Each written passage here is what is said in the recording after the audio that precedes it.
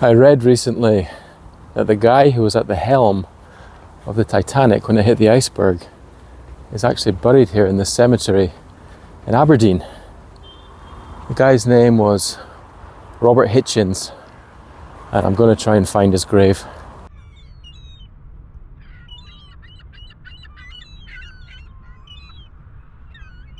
Robert Hitchens was not actually Scottish. He was born in Cornwall in the year 1882. His life story is it's really quite something, and it culminated in his burial here somewhere in this cemetery. Robert may not have been Scottish, but there were actually several Scottish people on the Titanic that day. First Officer William Murdoch was from Dumfries.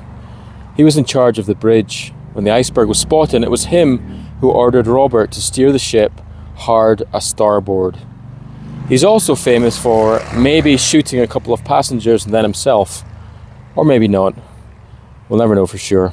There was also a Scottish reverend called John Harper. He was on the ship with his daughter and sister, and he refused to get on a lifeboat, instead choosing to spend his final hours comforting other passengers. And he was last seen in the water giving his life jacket to another passenger. Andrew Cunningham from Lanarkshire worked on the Titanic, taking care of some of the first-class cabins. He was one of the few people who was rescued from the water. And of the 25 engineers on board, 5 of them were from Scotland. None of them survived. The band on the Titanic famously kept playing as it sank. And one of the violin players was Scottish, a 21-year-old named John Hume. And of course, none of the band survived.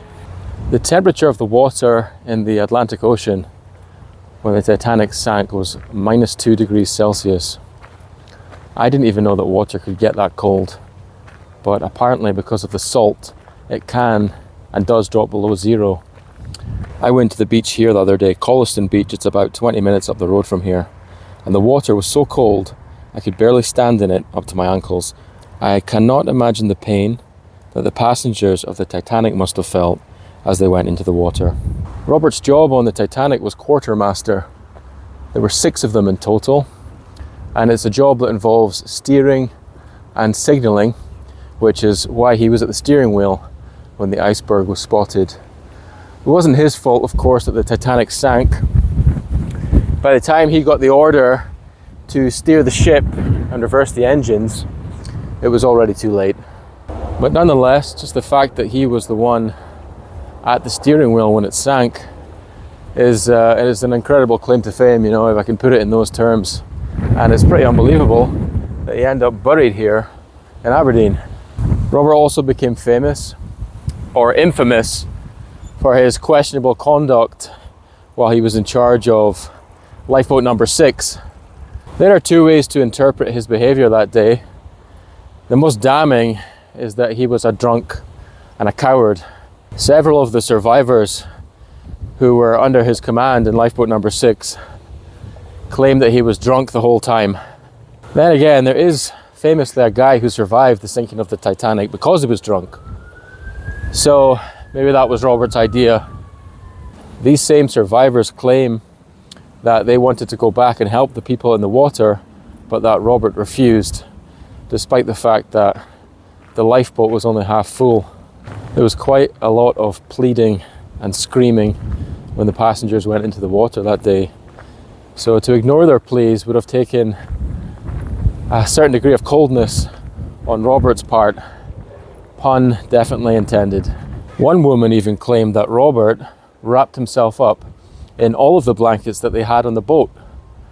Now, stealing blankets from a bunch of women that you're supposed to be taking care of is not a great look.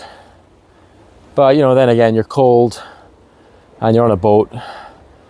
Why wrap yourself up in one blanket when you can just take them all? Anyway, that is basically the version of Robert that we saw in the movie Titanic. But there is a slightly more charitable interpretation of Robert's actions that day. Robert's defense was that he was following orders, and it was his responsibility to take care of the people in that lifeboat. He was worried if he went back to help the people, they would swamp the lifeboat and then everyone would freeze. He was also worried that the Titanic would suck the lifeboat under with it as it sank. Robert was a professional sailor with a lot of experience, and the women on the boat were not.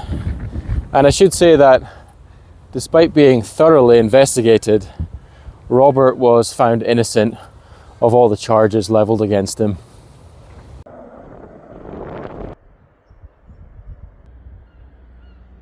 So the whole thing is really up to interpretation. But I'll say this in his defense.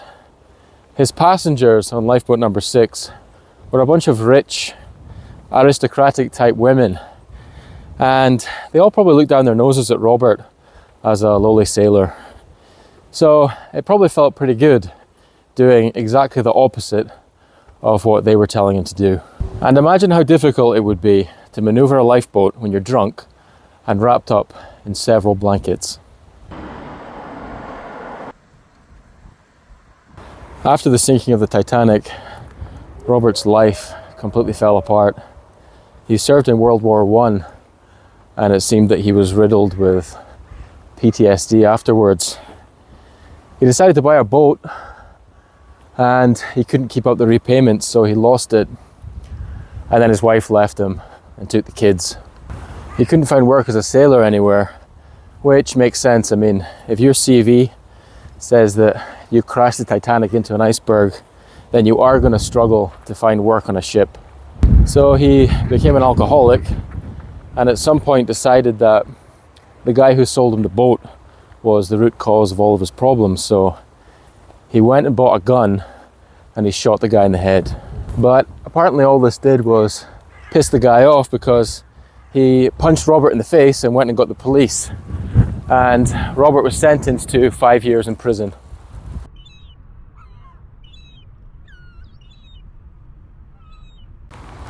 There must be 1 million people buried in this cemetery. It's absolutely enormous.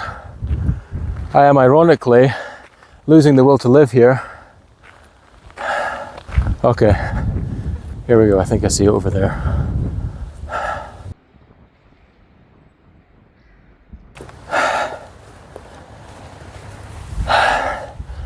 Okay, so here it is. This is the grave of Robert Hitchens.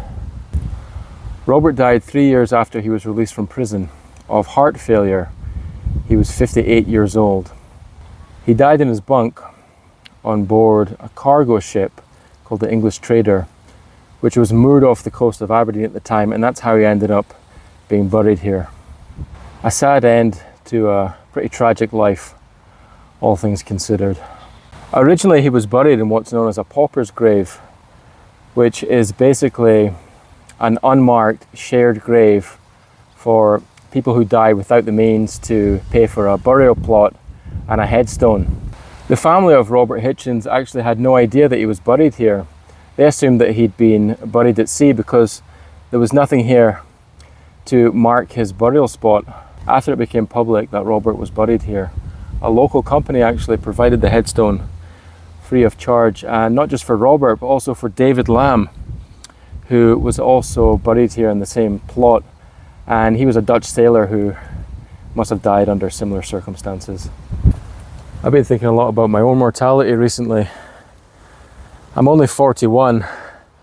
You know, in some countries I'd be considered to be still in my prime, but here in Scotland, where we have the lowest life expectancy in the whole of the UK, unfortunately, I'm already an old man. So it got me thinking, you know, where would I like to be buried when I die? And I think I found just the spot up on that hill behind me.